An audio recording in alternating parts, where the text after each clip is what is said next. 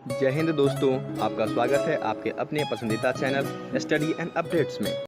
जय हिंद दोस्तों, मैं राजकमल आप सभी का स्वागत करता हूं स्टडी एंड अपडेट्स में। और आज के इस वीडियोस में हम लोग बातचीत करेंगे इंडियन आर्मी अग्निवीर ट्रीटमेंट के बारे में। और इसका ये 6 सेट है। आज ये छठा सेट है। इससे पहले 5 सेट दिए जा चुके हैं और उसके मॉक टेस्ट भी अपलोड हैं।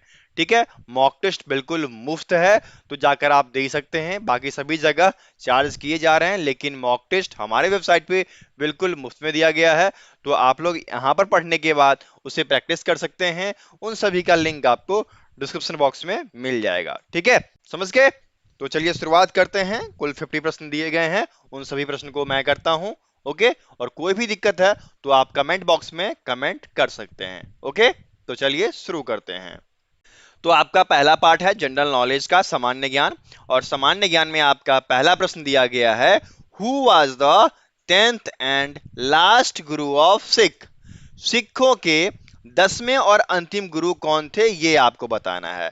तो देखिए, सिखों के 10वें और अंतिम गुरु जो थे वो थे गुरु गोविंद सिंह। ठीक है, गुरु गोविंद सिंह ढूंढिए, यहां पर आपको थर्ड में दिया गया है। ठीक है, गुरु गोविंद सिंह जो थे, इन्होंने खालसा कम्युनिटी की स्थापना की थी। ठीक है, इसी वजह से यह प्रसिद्ध हो गए। तो उत्तर क्या हो जाएगा? फर्स्ट का उत्तर आपका थर्ड हो जाएगा, सी। ठीक है, आगे बढ़े अब। सेकेंड प्रश्न आपका दिया गया है, हु रोट द अर्थशास्त्रा। अर्थशास्त्र यह एक पुस्तक है, यह किसके द्वारा लिखा गया है, ये आपको बताना है। तो अर्थशास्त्र जो है, आप कौटिल्य कह लीजिए, विष्णुगुप्त कह लीजिए या चाणक्य कह लीजिए, ये तीनों एक ही व्यक्ति के नाम है। चाणक्य, कौटिल्य या विष्णुगुप्त। ठीक है, तो उन्होंने इस बुक की रचना की और इस बुक में उन्होंने राज्य व्यवस्था, कृषि और न्याय के बारे में चर्चा की थी। ठीक है, तो उत्तर क्या हो जाएगा? उत्तर आपका चाणक्य, जो कि ए में दिया गया है, तो सेकंड का उत्तर आपका ए हो जाएगा। ठीक है, समझ में आ गया? चलिए आगे बढ़े अब। तीसरा आपका दिया गया है, द फेमस बुक गीत गोविंद वाज रिटेन बाय। अब देखिए, गीत गोविंद एक पुस्तक है, यह किसके द्वारा लिखा गया, यह आपको बताना है। तो गीत गोविंद जो है जयदेव के द्वारा लिखा गया। कब लिखा गया था? 12वीं सेंचुरी में। ठीक है, 12th सेंचुरी में यह बुक लिखा गया था और इसमें आपको कृष्ण के रास लीलाओं के बारे में बताया गया था कि उनका व्यवहार गोपियों के साथ कैसा था। ठीक है, तो उत्तर क्या हो जाएगा? जयदेव, जो कि यहां पर बी में दिया गया है, तो थर्ड का उत्तर बी हो जाएगा। ठीक है, समझ में आ रहा है यहां तक? कोई भी दिक्कत है आप हमें व्हाट्सएप कर सकते हैं। हमारा व्हाट्सएप नंबर है 7979946092। ठीक है, हमें व्हाट्सएप कर लीजिएगा, आपको रिप्लाई जरूर मिलेगा। कॉल ना करें, व्हाट्सएप करें। ओके, चलिए आगे बढ़ते हैं। चौथा आपको दिया गया है, where is the headquarter of United Nation. संयुक्त राष्ट्र का मुख्यालय कहां है, बताइए। संयुक्त राष्ट्र का मुख्यालय जो है न्यूयॉर्क में है और यह 1951, ठीक है, 1951 में स्थापित किया गया था। और इसका जो मेन उद्देश्य है वह है इंटरनेशनल पीस को और सिक्योरिटी को मेंटेन करना, अर्थात शांति और सुरक्षा विश्व में कायम रहे, यह इसका मुख्य लक्ष्य है। ठीक है, तो उत्तर क्या हो जाएगा? न्यूयॉर्क, जो कि यहां पर सी में दिया गया है, तो फोर्थ का उत्तर सी हो जाएगा। ठीक है, समझ में आ रहा है? कोई भी दिक्कत हो तो कमेंट कीजिएगा। ओके, चलिए आगे बढ़ते हैं। पांचवा आपको दिया गया है, the national aeronautical laboratory is situated at. राष्ट्रीय वैमानिक प्रयोगशाला कहां स्थित है, यह बताना है। तो देखिए, यह सबसे पहले 1959 में दिल्ली में स्थापित किया गया था। ठीक है, फिर उसके बाद वर्ष 1960 में, ठीक है, 1960 में मैसूर सिटी, जो कि बेंगलुरु में है, वहां पर स्थापित किया गया। ठीक है, तो उत्तर क्या हो जाएगा? 5 का उत्तर आपका सी हो जाएगा। चलिए आगे बढ़े। चलिए आगे बढ़ते हैं। छठा आपका दिया गया है, the national award given to the distinguished sportsman women in India is known as. Bharat में प्रतिष्ठित खिलाड़ियों या फिर महिला खिलाड़ियों को दिया जाने वाला राष्ट्रीय पुरस्कार, देखिए यहां पर दिया गया है Bharat award, Urvashi award, Nehru award और अर्जुन अवार्ड।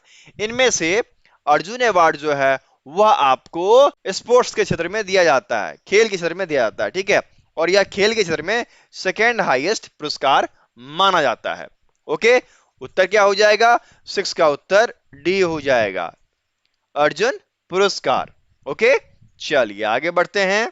सातवां आपको दिया गया है, हाउ मेनी मेडल्स वेयर वोन by India at Paris Olympic 2024? वर्ष 2024 के पेरिस ओलंपिक में भारत ने कितने पदक जीते? ठीक है, ये आपको बताना है। तो भारत ने कुल 6 पदक जीते। ठीक है, 6 मेडल वोन बाय इंडिया, जिसमें कि नीरज चोपड़ा बहुत प्रसिद्ध हुए। ठीक है, और ये आपका 33वां 33rd समर ओलंपिक था,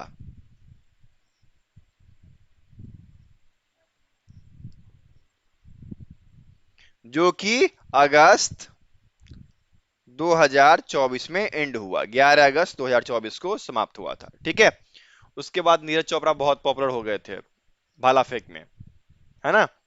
तो उत्तर क्या हो जाएगा? उत्तर 7 का बी हो जाएगा। ठीक है, चलिए आगे बढ़े। आठवां आपका दिया गया है, who was the first lady Sultan of India? Bharat की प्रथम महिला सुल्तान कौन थी? तो भारत की प्रथम महिला सुल्तान जो थी वह इल्तुतमिश की बेटी थी, और उसका नाम क्या था? रजिया सुल्तान। ठीक है, जो कि यहां पर बी में दिया गया है। तो उत्तर क्या हो जाएगा? 8 का उत्तर बी हो जाएगा। ठीक है, चलिए आगे बढ़े। नौवां आपको दिया गया है, dash was the founder of Indian national army? भारतीय राष्ट्रीय सेना के संस्थापक कौन थे? देखिए, आजाद हिंद फौज को जानते हो आप? पहले यह भारतीय राष्ट्रीय सेना के नाम से जाना जाता था, और जब इसकी स्थापना हुई थी उस समय कप्तान जनरल मनोहर सिंह जो थे वह इसके संस्थापक थे। ठीक है, बाद में राम बिहारी बोस को दिया गया था। ओके, तो उत्तर क्या हो जाएगा? सी, कैप्टन जनरल मोहन सिंह। कप्तान जनरल मोहन सिंह थे। ठीक है, कब किया था? 1942 में। ओके, तो उत्तर क्या हो जाएगा? 9 का उत्तर आपका सी हो जाएगा। ठीक है, मजा आ रहा होगा तो वीडियो को लाइक कर दीजिएगा और इसे अपने दोस्तों के साथ शेयर भी कर दीजिएगा। ठीक है, ऐसे और भी वीडियोस आपको इस चैनल पे आते रहेंगे, तो सब्सक्राइब करना बिल्कुल ना भूलें, वरना आपकी हानि है। चलिए आगे बढ़ते हैं। 10वां आपका दिया गया है, where is the headquarter of the international court of justice? अंतरराष्ट्रीय न्यायालय का मुख्यालय कहां है? तो इसका जो मुख्यालय है वह आपका द हेग में है। ठीक है, द हेग जो है नीदरलैंड में पड़ता है, वहां पर इसका मुख्यालय है। और इसमें आपके इंटरनेशनल कोर्ट ऑफ जस्टिस में कुल आपके 193 देश आते हैं। 193 जो कंट्रीज हैं वह इसके अंतर्गत आते हैं, और इसको विश्व न्यायालय के नाम से जाना जाता है। ठीक है, उत्तर क्या हो जाएगा? उत्तर आपका 10 का सी हो जाएगा। ठीक है, चलिए आगे बढ़े। 11 आपका दिया गया है, the Jallianwala Bagh is located in? Jallianwala Bagh कहाँ है? तो जलियांवाला बाग जो है यह अमृतसर में है। और यह क्यों प्रसिद्ध है? क्योंकि यहां पर नरसंहार हुआ था रॉलेट एक्ट के विरोध में। कब हुआ था? 13 अप्रैल 1919 को। ठीक है, उसके बाद यह पार्क फेमस हो गया। यहां पर लोग एकजुट हुए थे और रॉलेट एक्ट के बारे में बातचीत करते, तो वहां पर आकर जनरल डायर ने गोलियां चला दी थी। ठीक है, तो तब जाकर यह प्रसिद्ध हो गया था। ओके, चलिए आगे बढ़े। 12वां आपका दिया गया है, Ahmedabad is located on the blank of which river? Ahmedabad किस नदी के तट पर स्थित है? तो देखिए, अहमदाबाद जो है वह साबरमती नदी के तट पर स्थित है, साबरमती रिवर, जो कि डी में दिया गया है। तो 12 का उत्तर क्या हो जाएगा? 12 का उत्तर डी हो जाएगा। अहमदाबाद को दूसरे किस नाम से जाना जाता है? अहमदाबाद को मैनचेस्टर ऑफ टेक्सटाइल इसके नाम से जाना जाता है। ठीक है, ध्यान रखिएगा। चलिए आगे बढ़े। 13 आपको दिया गया है, which state among of the following does not share the land boundary with Tamil Nadu? निम्नलिखित में से कौन सा राज्य तमिलनाडु के साथ भूमि सीमा साझा नहीं करती है? तो देखिए, तमिलनाडु के साथ जो है वेस्ट में केरला है, ये आपका केरला वेस्ट में आता है। यदि ईस्ट की बात की जाए तो वहां पर ईस्ट में वे ऑफ बंगाल है, वे ऑफ बंगाल। ठीक है, ये आपका ईस्ट में आता है। उसके बाद यदि नॉर्थ की बात की जाए तो आंध्र प्रदेश आता है नॉर्थ में, और साउथ की बात की जाए तो इंडियन ओशन आता है। ठीक है, और तेलंगाना कहीं नहीं आता, कर्नाटका जो है यह नॉर्थ वेस्ट में आता है। ठीक है, तो इन सभी में से तेलंगाना जो है वह तमिलनाडु के साथ बिल्कुल भी सीमा साझा नहीं करता। ठीक है, उत्तर क्या हो जाएगा? 13 का उत्तर ए हो जाएगा। समझ गए? चलिए आगे बढ़े। 14 आपको दिया गया है, when did world war second held? द्वितीय विश्व युद्ध कब हुआ? देखिए, द्वितीय विश्व युद्ध जो है वह आपको 1939 से लेकर 1945 तक हुआ था। ठीक है, इसमें आपके दो विपक्षी दल थे, एक था आपका अलायंस और दूसरा था एक्सिस। ठीक है,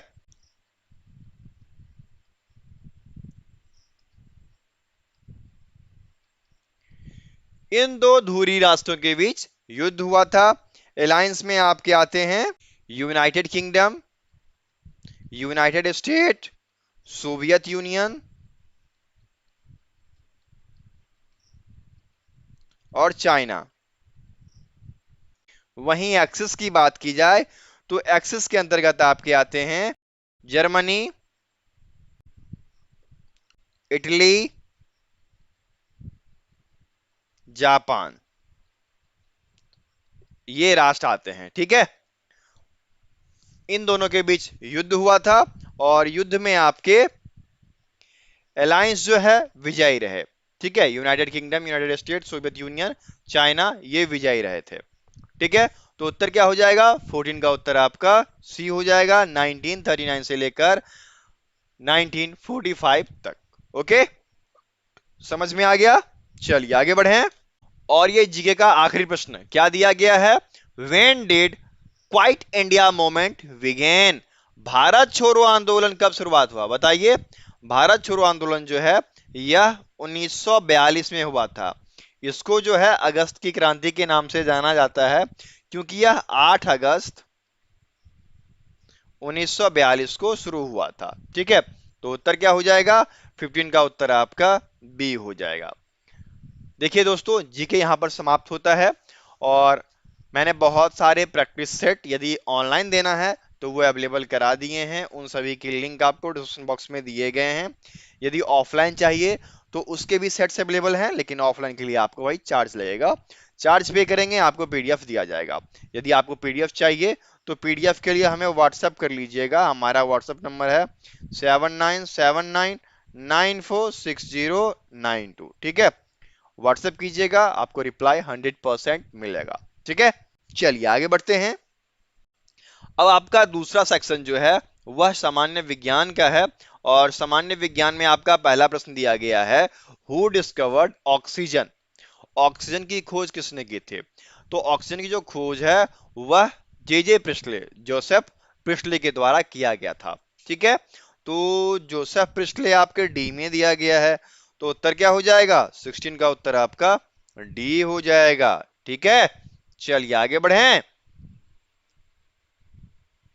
17 आपका दिया गया है, formation of curd by milk is done by? दूध से दही का निर्माण किसके द्वारा होता है?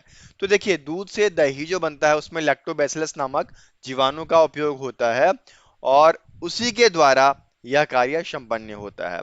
तो यहां पर आपको दिया गया है लैक्टोबैसिलस, मॉडल्स, ईस्ट और नन ऑफ दिस। क्या हो जाएगा? लैक्टोबैसिलस। ठीक है, तो 17 का उत्तर ए हो जाएगा। समझ में आ रहा है? चलिए आगे बढ़े। अब 18 आपको दिया गया है, which gas is available in abundance in atmosphere? वायुमंडल में कौन सी गैस प्रचुर मात्रा में उपलब्ध है? यहां पर आपको दिया गया है कार्बन मोनोऑक्साइड, ऑक्सीजन, आर्गन और नाइट्रोजन। तो नाइट्रोजन जो है 70% अवेलेबल है, तो उत्तर क्या हो जाएगा आपका भाई? उत्तर आपका नाइट्रोजन हो जाएगा। ठीक है, डी 70% अवेलेबल है नाइट्रोजन इन्वायरमेंट में। ठीक है, चलिए आगे बढ़े। अब 19 आपको दिया गया है, व्हाट इज ओरियन? ओरियन क्या है? देखिए, ओरियन जो है यह आपका तारामंडल है, कॉन्स्टिलेशन। ठीक है, तो उत्तर क्या हो जाएगा आपका? उत्तर आपका 19 का ए हो जाएगा। ओरियन जो है तारामंडल है। चलिए आगे बढ़ते हैं। 20 और 21 दोनों आ जाएगा, देख लेते हैं आ गया। चलिए 20 आपको दिया गया है, dash is essential in soil for plant growth. पौधे की वृद्धि के लिए मिट्टी में आवश्यक चीज क्या है?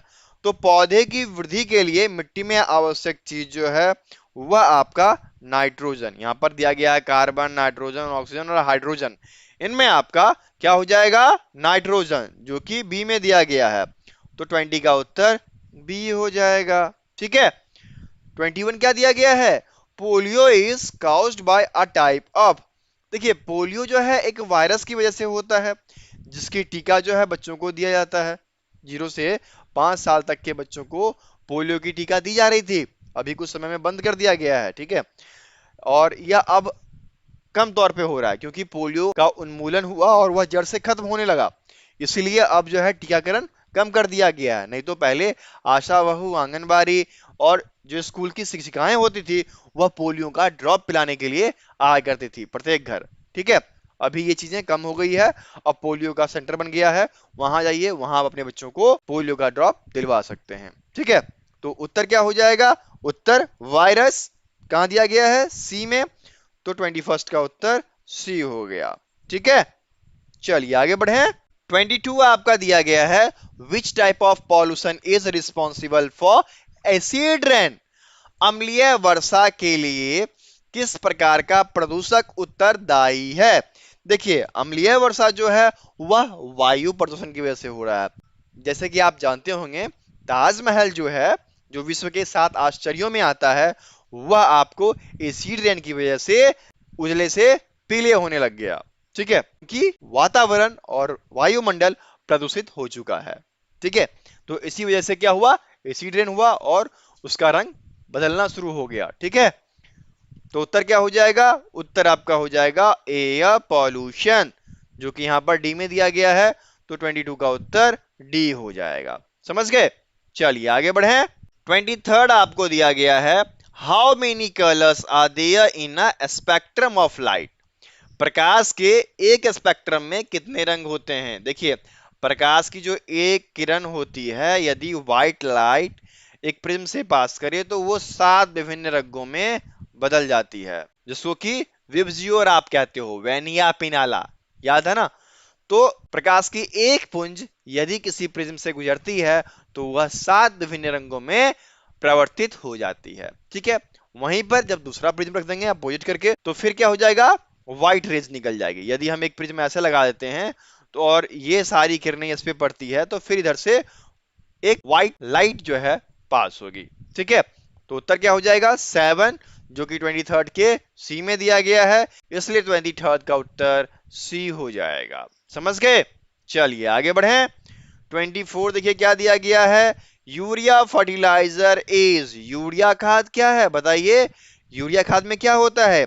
यूरिया खाद जो है नाइट्रोजेनियस होता है, इसमें नाइट्रोजन की मात्रा पाई जाती है। ठीक है। तो उत्तर क्या हो जाएगा? 24 का उत्तर आपका ए हो जाएगा। समझ गए? चलिए आगे बढ़ते हैं। 25 क्या दिया गया है, what is the required for the process of photosynthesis. प्रकाश संश्लेषण। प्रकाश संश्लेषण क्या है बताइए? पौधे क्या करते हैं कि सूर्य प्रकाश की उपस्थिति में खनिज लवण, वायु, इन सभी का प्रयोग करके अपना भोजन बनाते हैं। ठीक है। तो इन्हीं भोजन बनाने की प्रक्रिया को प्रकाश संश्लेषण बोला जाता है। इसमें क्या है कि पौधे के जो पत्ते होते हैं वो हरे होते हैं, वहां से वो क्लोरोफिल ले लेते हैं, वायुमंडल से वायु लेते हैं और सूर्य से प्रकाश लेते हैं, तब जाकर पौधे भोजन बना पाते हैं। ठीक है। तो उत्तर क्या हो जाएगा? देखिए यहां पर क्या क्या दिया गया है, क्लोरोफिल, जो कि बिल्कुल सही है। दूसरा दिया गया है कार्बन डाइऑक्साइड एंड वाटर, बिल्कुल सही है। और सनलाइट, इन सभी की उपस्थिति में पौधे भोजन बनाते हैं। यही प्रक्रिया तो प्रकाश संश्लेषण कहलाती है। तो उत्तर क्या हो गया? ऑल ऑफ एबव, ऊपर के सभी। ठीक है। तो 25 का उत्तर डी हो जाएगा। मजा आ रहा है? मजा आ रहा है तो वीडियो को लाइक जरूर कीजिएगा। ठीक है। चलिए आगे बढ़ते हैं। 26 आपका दिया गया है, in nuclear reactor heavy water is used as. परमाणु रिएक्टर में भारी जल का उपयोग किस रूप में होता है? तो देखिए, परमाणु रिएक्टर जो है उसमें जो भारी जल है D2O, उसका प्रयोग मॉडरेटर के रूप में किया जाता है। ठीक है, उत्तर क्या हो जाएगा? मॉडरेटर, जो कि यहां पर ए में दिया गया है। तो 26 का उत्तर ए हो गया। चलिए आगे बढ़े। 27 दिया गया है, what is the chemical formula of salt? नमक का रासायनिक सूत्र NaCl, सोडियम क्लोराइड। ठीक है, NaCl, इन दोनों के मिलने से आपका क्या बनता है? NaCl, नमक। उत्तर क्या हो जाएगा? NaCl, जो कि यहां पर बी में दिया गया है। तो 27 का उत्तर बी हो जाएगा। ठीक है, चलिए आगे बढ़े। अब देखिए 28 दिया गया है, dash is produced by the vibration of bodies, dash निकायों या पिंडों के कंपन से उत्पन्न होता है। यहां पर दिया गया इलेक्ट्रिसिटी, थंडर, लाइट और साउंड। देखिए यहां पर जो साउंड है, आवाज है, वह कंपन से उत्पन्न होती है। ठीक है, तो उत्तर क्या हो जाएगा? उत्तर आपका डी हो जाएगा, साउंड। तो 28 का उत्तर डी हो गया। ठीक है, चलिए आगे बढ़े। 29 दिया गया है, which colour objects absorb the most heat? कौन सी रंग की वस्तुएं सबसे अधिक उष्मा अवशोषित करती है? तो देखिए सबसे अधिक उष्मा जो है वह काले रंग के कपड़ों से होता है। यदि आपने गर्मी में काला शर्ट पहन लिया तो आप गर्मी से परेशान हो जाएंगे, पसीने पसीने छूटेंगे। वहीं यदि श्वेत रंग के शर्ट पहन लिए तो शीतलता प्रदान होगी। ठीक है, तो चॉइस इज योर्स। यहां पर उत्तर क्या हो जाएगा? यहां पर उत्तर आपका ब्लैक, जो कि सी में दिया गया है। तो 29 का उत्तर सी हो जाएगा। ठीक है, चलिए आगे बढ़े। 30, जो कि साइंस का आखिरी प्रश्न है, क्या दिया गया है? Which disease is cause due to the deficiency of iodine? Iodine की कमी से, आयोडीन की कमी से ग्वाइटर रोग होता है, जिसको कि घोंघा कहते हैं आप। ठीक है, इसमें क्या होता है? गला फूल जाता है। ओके, तो उत्तर क्या हो जाएगा आपका? 30 का उत्तर ए हो जाएगा। तो दोस्तों इस प्रकार से आपका साइंस यहां पर समाप्त होता है। यदि आपको PDF चाहिए तो आप हमें व्हाट्सएप कर लीजिएगा। हमारा व्हाट्सएप नंबर है 7979946092। ठीक है, चलिए आगे बढ़े। अब आपका अगला सेक्शन जो है सी वाला है, उसमें रीजनिंग का प्रश्न होगा, तो उन प्रश्नों को कर जाते हैं। 31 आपको दिया गया है, find the missing term in the series. श्रृंखला में दी गई संख्याओं में जो गायब है उनको हमें पता करना है। तो यहां पर आपको दिया गया है 5760, अगला है 960। तो ये कैसे आया? जब हमने 5760 में 6 से भाग दिया तो हमें 960 प्राप्त हुआ। ठीक इसी प्रकार 960 में जब हमने 5 से भाग दिया तो 192 प्राप्त हुआ, और 192 में जब 4 से भाग दिया तो 48 प्राप्त हुआ। 48 में जब हमने 3 से भाग दिया तो हमें 16 प्राप्त हुआ, और 16 में जब 2 से भाग दिया तो 8 प्राप्त हुआ। तो इन सभी में क्या गायब है? इन सभी में 192 मिसिंग है। ठीक है, उत्तर क्या हो जाएगा? 192। 31 का उत्तर ए हो गया। ठीक है, चलिए आगे बढ़े। 32 आपको दिया गया है, Tom means 48, T plus O plus M. इनमें क्या है कि इनके जो पोजीशन है उसको जोड़ा गया। तो टी 20 पे आता है, ओ 15 पे आता है, एम 13 पे आता है। कितना हो गया? 48, इसलिए टॉम का 48 हो गया। ठीक इसी प्रकार D plus I plus L plus B. D कब आता है? डी आपके चौथे पोजीशन पे आता है, आई 9वें पे आता है, एल 12वें पे आता है, बी दूसरे पे आता है। तो आपका 27 हो गया। ठीक है, इसी प्रकार हमें हैरी का H plus A plus R plus R plus Y ये निकालना है। तो H जो है 8वें पे आता है, ए पहले पे आता है, आर 18वें पे आता है, और Y जो है आपका 25वें स्थान पे आता है। इसको सम करेंगे 70 आ जाएगा। तो उत्तर क्या हो गया? हैरी का अर्थ क्या होगा? हैरी का अर्थ 70 होगा। तो 32 का उत्तर डी हो गया। आया मजा? ऐसे प्रश्न को सॉल्व करना है। ठीक है, कॉन्सेप्ट सारे याद रखिएगा। चलिए आगे बढ़े। अब 33 आपको दिया गया है, हैट हेड। देखिए टोपी जो है सिर में लगाया जाता है, पहना जाता है, ठीक इसी प्रकार स्पेक्टिकल्स, चश्मा कहाँ, आई, चश्मा जो है आंख को बचाता है, ठीक है, आंख को बचाने के लिए चश्मा पहना जाता है। तो आईज आपके बी में दिया गया है, तो 33 का उत्तर बी हो जाएगा, ठीक है, स्पेक्टिकल्स, आईज। ओके, चलिए आगे बढ़ते हैं। 34 आपको दिया गया है, in a certain code Delhi is written as EFMIJ, the word Bombay will be written as. देखिए दिल्ली, DELHI, यदि डी में हम +1 करें पोजीशन में तो ई आ जाएगा, ई में यदि हम +1 करें पोजीशन में एफ आ जाएगा, एफ में +1 करें एम आ जाएगा, एच में +1 करें आई आ जाएगा, और आई में +1 करें तो जे आ जाएगा, ठीक है। अर्थात सब में एक एक जोड़ दिया गया उसके पोजीशन के अनुसार। तो आपको बॉम्बे BOMBAY, बी +1 कर दो, सी मिल गया, ओ +1 कर दो, पी मिल गया, एम +1 कर दो, एन मिल गया, बी +1 कर दो, सी मिल गया, ए +1 कर दो, बी मिल गया, वाई +1 कर दो, जेड मिल गया। क्या हो जाएगा, CPNCBZ। ढूंढिए कहां दिया गया है, सीपी वाला आपके डी में दिया गया है ना। उत्तर क्या हो जाएगा, 34 का उत्तर डी हो जाएगा, ठीक है। चलिए आगे बढ़े अब। 35 आपको दिया गया है, 10, 16, 21, 25, अगला टर्म क्या होगा। अब देखिए इसमें क्या है आपका, 10 में यदि हम 6 ऐड करते हैं तो 16 होता है, 16 में यदि हम 5 ऐड करते हैं तो 21 होता है, 21 में 4 ऐड करते हैं 25 होता है, 25 में यदि हम 3 ऐड कर दें तो 28 होगा, जो कि अगला टर्म हो जाएगा, ठीक है। इस प्रकार से रीजनिंग यहां पर समाप्त हो गया, ठीक है।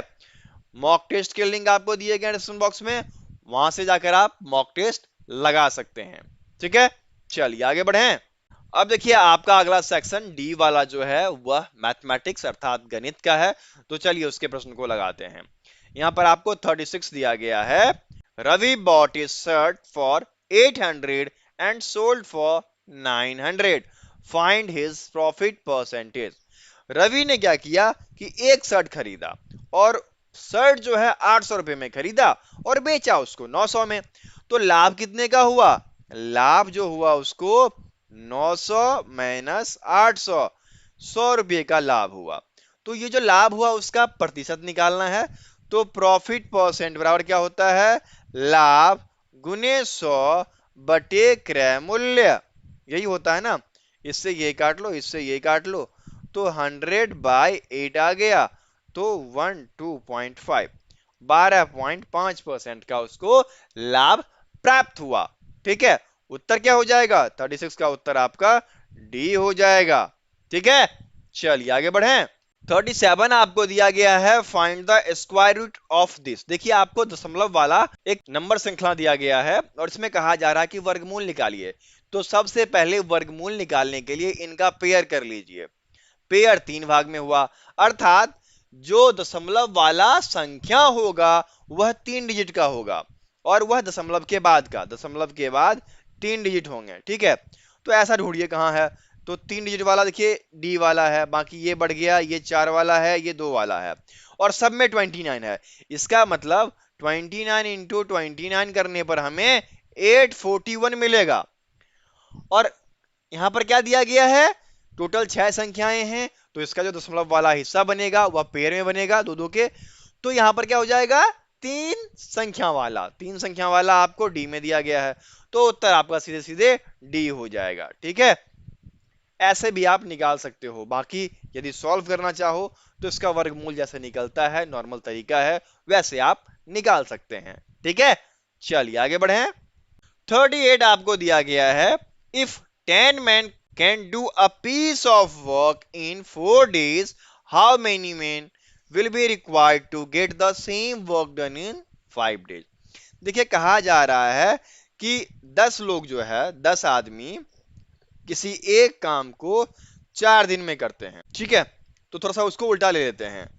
यहाँ पर डे ले लो, यहाँ पे वर्क ले लो और यहाँ पे पीपल ले लो। तो 4 दिन में एक काम 10 आदमी के द्वारा किया जा रहा है। तो एक दिन में ये पूरा एक काम 10 गुने 4 लोग के द्वारा होगा। यही 5 दिन में ये एक काम क्या हो जाएगा, 10 गुने 4 भागा 5, तो 5 दूनी 10 बराबर क्या हो जाएगा, 2 गुने 4 बराबर 8 लोग। ठीक है, 8 व्यक्ति की आवश्यकता होगी, 8 मेन चाहिए। ठीक है, तो 8 यहां पर आपको ए में दिया गया है, तो 38 का उत्तर आपका ए हो गया। ठीक है, इस प्रकार से इस प्रश्न को सॉल्व करना है, एक एक नियम जानते हैं ना, वही यहां पर इंप्लीमेंट कर देना है। ठीक है, चलिए आगे बढ़े। 39 आपको दिया गया है, इसका औसत निकालना है, एवरेज। तो 3 प्लस 6 प्लस 9 प्लस 6 बटे में क्या हो जाएगा, 4 संख्याएं हैं तो 4, क्या हो गया ये आपका हो गया 24/4 इक्वल्स टू क्या हो जाएगा 6। तो 6 आपके सी में दिया गया है, तो 39 का उत्तर सी हो गया। ठीक है, चलिए आगे बढ़े। 40 आपको दिया गया है, a batsman score 80 run in his sixth inning, thus increase his average by 5. What is his average after 6 inning?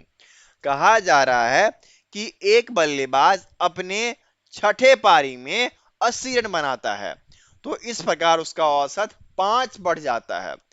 तो 6 पारियों के बाद उसका औसत क्या होगा ये बताना है। देखिए यहां पर यदि हम मान लें औसत बराबर x, औसत बराबर x मान लें, तो अकॉर्डिंग टू क्वेश्चन क्या हो जाएगा कि उसके पहले के 5 पारी, तो 5 पारी गुने x प्लस 80 रन। ठीक है, और बटे में 6 कर दें, तो ये आपका उसका पहले का एवरेज और बाद में 5 बढ़ गया। ठीक है, तो क्या हो गया 5x plus 80 equals to 6x plus 30। तो 80 minus 30 equals to 6x minus 5x, तो ये हो गया आपका 50 इक्वल्स टू x। तो अभी का औसत क्या निकला, x इक्वल्स टू 50। ठीक है, इसके अनुसार, और छठे पारी में 5 बढ़ गया, तो वर्तमान में औसत क्या हो जाएगा 50 प्लस 5। तो 55 जो है छठे पारी में उसका क्या हो जाएगा, एवरेज हो जाएगा। तो आपका ये रहा 55 डी में, तो 40 का उत्तर डी हो गया। है ना मजेदार प्रश्न, ऐसे ही प्रश्न आपके एग्जाम में आने वाले हैं, तो तैयारी पूरा कर लीजिए। ठीक है, चलिए आगे बढ़ें। 41 आपका दिया गया है, व्हाट इज 25% ऑफ 200? 200 का 25% क्या है, 25/100 क्या हो जाएगा, 25 इंटू 2 इक्वल्स टू 50। 50 आपके बी में दिया गया है, तो 41 का उत्तर बी हो गया। है ना आसान, चलिए आगे बढ़ें। 42 आपको दिया गया है, which among of the following is the largest 4-digit number that is divisible by 88? कह रहा है कि 4 अंकों की सबसे बड़ी संख्या आपको ज्ञात करनी है जो कि 88 से विभाजित हो। तो 4 अंकों की सबसे बड़ी संख्या क्या है, 4 बार 9। अब इसको पहले आप 88 से भाग दो, जब भाग दोगे तो एक बार में 88, यहाँ पे 11 बचा, 9 आ गया, फिर आपका एक बार ही लगाओ, 88 आ गया। ठीक है, ये आपका एक आ गया, ये 3 आ गया, फिर 9 आ गया, फिर 3 बार में लगाओ तो 264 आ गया, घटाइए 55। तो क्या कीजिए कि 4 टाइम 9 में 55 घटा दीजिए, क्या हो जाएगा 9944। अर्थात 99/44 में यदि हम 88 से भाग दें तो पूरा पूरा भाग लग जाएगा, जो कि 4 अंकों की सबसे बड़ी संख्या होगी 88 से भाग देने के लिए।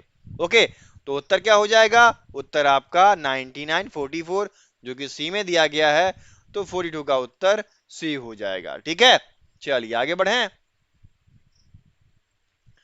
43 दिया गया है, a man loses 10% by selling his watch for rupees 450, find the cost price of the watch.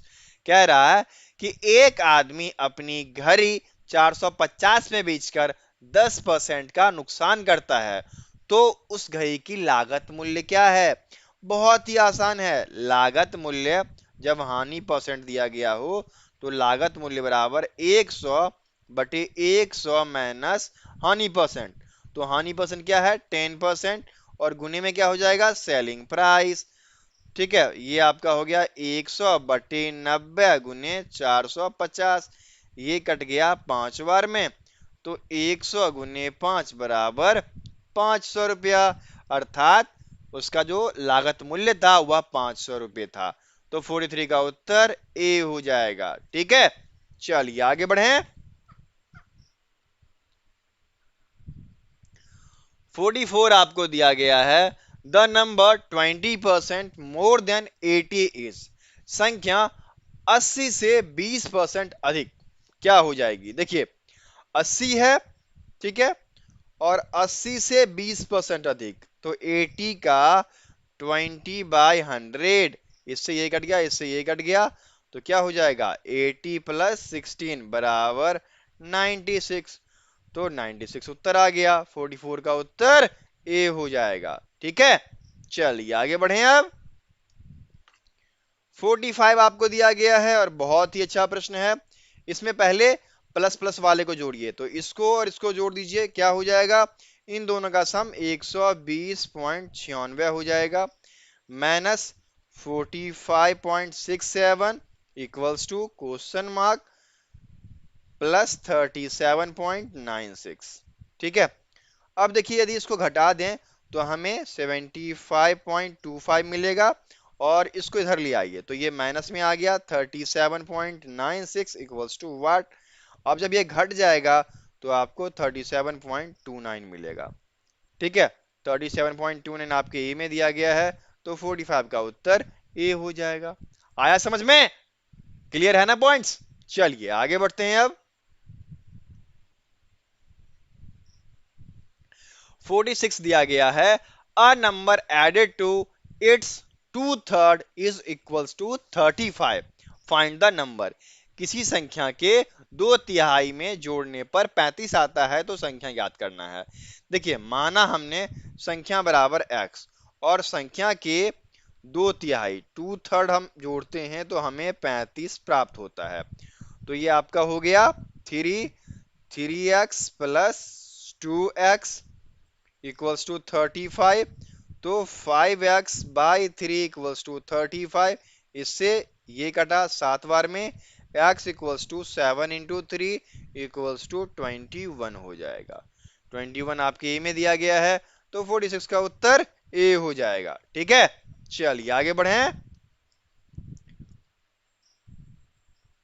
47 आपको दिया गया है, the area of circle is 154 centimetre square whose radius is. एक वृत्त का क्षेत्रफल 154 सेंटीमीटर स्क्वायर है, तो उसकी त्रिज्या बतानी है। तो देखिए क्या होता है, वृत्त का क्षेत्रफल पाई आर स्क्वायर होता है, जो कि 154 है।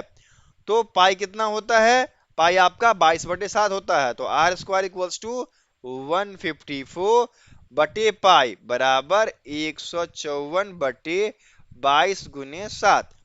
ये कट गया आपका 7 बार में, तो आर स्क्वायर बराबर क्या हो जाएगा? 7 इंटू 7। तो आर बराबर क्या हो गया? 7 निकल के आ गया। त्रिज्या कितनी हुई? 7 हुई ना। उत्तर क्या हो जाएगा? 47 का उत्तर ए हो जाएगा। ठीक है ना, समझ गए? चलिए आगे बढ़े। अब 48 दिया गया है, the diagonal and one side of rectangular field are 289 metre and 161 metre respectively, find other side. एक आयताकार मैदान का विकर्ण और एक भुजा क्रमशः 289 मीटर और 161 मीटर है, तो दूसरा पक्ष आपको निकालना है। तो बहुत ही आसान है ना। क्या है? इसके लिए एक फॉर्मूला है, जब विकर्ण दिया गया हो, डायगोनल दिया गया हो और एक साइड दिया गया हो, तो दूसरा साइड बराबर क्या हो जाता है? अंडर रूट विकर्ण का स्क्वायर माइनस साइड फर्स्ट का स्क्वायर। तो विकर्ण हो गया 289 इसका स्क्वायर माइनस 161 का स्क्वायर, ये क्या हो जाएगा, अंडर रूट में आ गया। तो ये आपका हो गया 83521 माइनस 25921, ये आपके हो गए 57,600 के बराबर। और 57,600 जो होता है वह 240 का स्क्वायर होता है। तो 240 आपका निकल कर चला आया। S2 इक्वल्स टू क्या हो जाएगा, 240, जो कि यहाँ पर डी में दिया गया है। तो 48 का उत्तर डी हो जाएगा। ठीक है, आ गया समझ। चलिए आगे बढ़े। अब 49 क्या दिया गया है, A can do a piece of work in 8 hours while B can do in 16 hours. In how many hours both A and B work together can finish the work? कहता है कि A जो है किसी काम को 8 घंटे में करता है, B अकेले 16 घंटे में करता है, तो दोनों मिलकर कितने देर में कर देगा। देखिए पूरा एक काम है और पूरा एक काम में A का पावर 1/8 है, B का पावर 1/16 है। ठीक है, तो ये क्या हो गया आपका 1/2 प्लस 1/16, क्या हो गया 16/3 बराबर क्या हो जाएगा 5:1/3। तो 5:1/3 आपके सी में दिया गया है ना, तो उत्तर क्या हो जाएगा, उत्तर आपका सी हो जाएगा। 5:1/3 घंटे में दोनों मिलकर उस कार्य को संपन्न कर देंगे। ठीक है, समझ गए। चलिए आगे बढ़े। और ये आपका मैथ का आखिरी प्रश्न क्या दिया गया है, in equilateral triangles angles are, समबाहु त्रिभुज में जो कोण होते हैं वह कितने डिग्री के होते हैं। समबाहु मतलब सभी भुजाएं बराबर, सभी भुजाएं बराबर तो सभी कोण बराबर, तो क्या हो जाएगा आपका 60 प्लस 60 प्लस 60 बराबर 180 डिग्री। तो 60 60 60 आपके ए में दिया गया है, तो 50 का उत्तर ए हो जाएगा। ठीक है दोस्तों, पीडीएफ जो है आपको नीचे लिंक में दिया गया है, 50 सेट का पीडीएफ है, 55 या 51 रुपीज उसका चार्ज है। यदि आप चाहते हैं तो वो आपको ऑफलाइन भेज दिया जाएगा, आप हमें व्हाट्सएप कर लेना।